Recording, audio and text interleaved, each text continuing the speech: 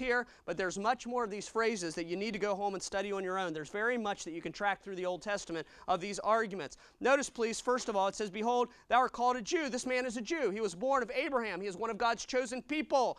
This is very clear from the beginning that God chose Israel. No bones about it. God chose to favor the Jews. That would make you pretty proud if you were Jewish, wouldn't it? Well, that's the argument here. Behold, you call yourself, you're a Jew, all right? Someone that is God's people, all right? There's some pride involved in that. There's some form of self-righteousness in that. Look, I'm a Jew. My blood is Jewish. The Bible goes on, you rest in the law, or restest in the law. That is, this religious hypocrite had it memorized as well as verses and all its interpretations. You rest in the law. You are very confident in the law, God's law. There was a confidence. This Jew would have gone to synagogue and learned about the law from a very young age. He would have been taught the Torah from very young. There was a confidence of intellectualism that he knew God's Word, and somehow that made him spiritual. He knew all the law. Some of these people would have had it memorized.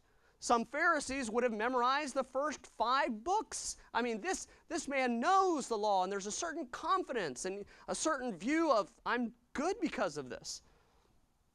Next phrase, makest thy boast of God. The Jewish hypocrite would say very strongly that he is of God. I mean, after all, he was born a Hebrew. He was one of God's people. There's a very strong attitude of the Jews, even towards those around him back in the gospel days. Even now, even the Samaritans that were partially Jews that lived right beside him, they would not accept any of them because they were only partially Jewish. This man makes his boast of God. We are of God.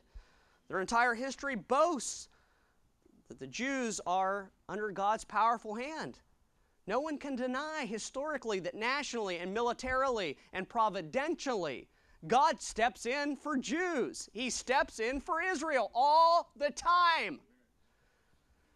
You do some studies. I have my best friend is a history teacher. You do some studies on some of those 5-day wars, those things that Israel fights. Miracles take place from heaven. I'm not making this up. It's documented historically and all through from the time that he led them across the sea, dry land. God has stood up for Israel, and He always will. Make your boast in God, so would I. Knowest His will. The Jewish hypocrite would cite that God had led them out of Egypt through the wilderness, and he had the Jews in His will like no one else. Forever the covenants and the promises are applied to the Jews.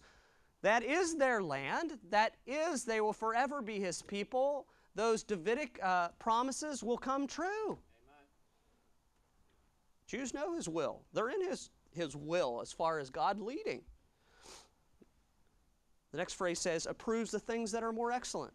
This Jewish hypocrite would take great consolation in the fact that he took the high ground on the law issues, and he always does what's better. If there's a choice of what's good, better, and best, he's going to pick what's most excellent. I mean, he takes the excellent ground. You know, he does the letter of the law. After all, he fasts twice a week. He gives alms to the poor. He lives by the letter of the law. This Jewish hypocrite, he deems himself as very good. Being instructed out of the law is the next phrase. The Jews were given God's law. They alone had the oracles of God, and that made just that point alone, that they were given the law, came through Moses. That point alone makes the hypocrite, the Jewish hypocrite, feel better about himself. He deems himself better because of who he is. Verse number 19, and art confident that thou thyself art a guide of the blind, a light of them that are in darkness, an instructor of the foolish, a teacher of babes, which has a form of knowledge and the truth of the law. Now look at the phrase again and catch the humor here. It's almost as if God is patronizing this man that really thinks he's something, this hypocrite who really thinks he's something. And art confident that thou thyself art a guide of the blind, a light of them which are in darkness, an instructor of the foolish, a teacher of babes, which has the form of knowledge and truth of the law. This Jewish hypocrite didn't only have the law, after all, he was a teacher. He could teach the law. He was really something. He views himself in all these flowery ways. He's a guide to the blind, teacher of babes. There's almost humor here as this man sees himself as so spiritual and so valuable to God. He sees himself as something. It could never occur to him that he was anything but very useful and godly and a spiritual person. All of these commendations point to the confidence of his own self-righteousness. And so we read it again, verse 17. Behold, thou art called a Jew, and resteth in the law, and makest thy boast of God, and knowest his will, and approvest the things that are more excellent, being instructed out of the law, and art confident that thou thyself art a guide of the blind, and a light of them which are in darkness, an instructor of the foolish, a teacher of babes, which hast the form of knowledge, and of the truth in the law. This is what this man thinks of himself. This is what the Jewish hypocrite thinks of himself. Please wait for the application. It reminds me of the Pharisee that, do you remember the two men went to the temple and pray? How many remember the story? All right, you ever heard the song? Two men, it's almost operatic, went down to the temple to pray, the one a Pharisee, the other a publican. You've never heard that. Pastor Pritt, I don't want us ever to sing, he's not in here, don't want ever to sing that song in this church. The guys go down to the temple and pray.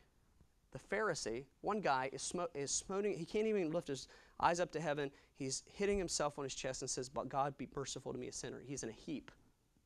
The Pharisee, this guy who really, he goes and he says, he lifts up his eyes, he gets him a crowd, and he says, basically, "I thank thee that I am what I am. I fast twice in the week. I give alms to the poor. I thank thee that I'm not like this publican." I think I've heard that in prayer meeting. I thank thee that I'm not like him. All right? I mean, he really thinks he's something. So do a lot of church members. That's right. But I'm not going to get that till the end. In verse number 21 through 23, we see God's word cut deep into the Jewish hypocrite with 5 straightforward questions to expose and to bring honest judgment to the hypocrite. Again, these are same as earlier in the passage. They are questions that are arguments to prove to this hypocrite, this Jewish hypocrite, he's not what he thinks he is. He is not righteous and wonderful like all these verses, like what he thought he was from verse 17 to verse 20. It's to expose him. Let me pause right now before the application. In the end, to ask each one of you to look at these 5 questions and to consider whether perhaps you're a religious hypocrite who's trusting in himself and really not the righteous thing you thought you were. Beyond this, as we come to these questions here, verse number 21, a truly saved man will never boast in his own goodness. He realizes that he falls short. He realizes his own sinfulness. He never even makes an argument for his own goodness. He cowers and runs to hide behind the cross. That is the attitude of a true believer, one who has no confidence in himself, no confidence in his flesh. And as people look at him and even try to raise him up and even try to look at him for leadership or whatever, he says, his attitude, her attitude is, I am nothing. Christ is all. Don't look too closely at me. You'll find failure. I am nothing. Christ is all. And so the questions come to this man to prove to him what he really is. In verse number 21, it says, "Thou therefore that which teachest another, teachest thou not thyself?" ? Or you that teach the law, do you not teach yourself? The question is, do you practice what you preach? If you tell your children something is wrong, do you likewise preach that to yourself, your own life? He's exposing a hypocrite. Question number 2 in verse number 21. "Thou that preachest a man should not steal. Dost thou steal? Do you steal?" You say that a person should not steal, Jewish hypocrite, religious hypocrite. You teach that and are excited and think you're good because you teach it. The question is, very honestly, what about you? Do you steal? It's a straightforward question. Do you steal? It shows proof of continual sin. It shows proof that he is not righteous like he thought he was. It's in present tense. It doesn't indicate how many times or from whom he steals or how much is stolen. Just he does it. He's not what he thinks he is. He has no standing that he thinks he has before God. Verse 22. Thou that sayest a man should not commit adultery.